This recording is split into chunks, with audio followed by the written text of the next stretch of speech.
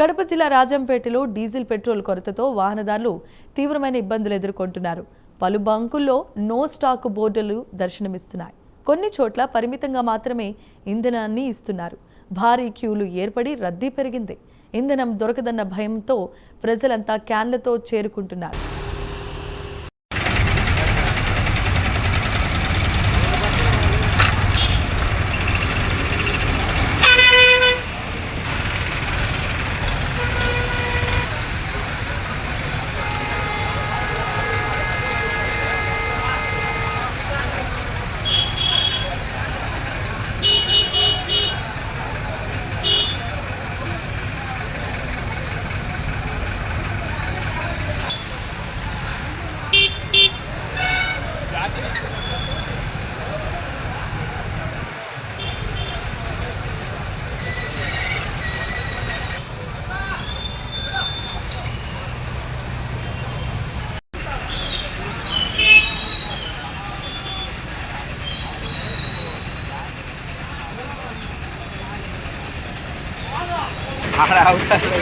Water can పట్టుకుంటావరా?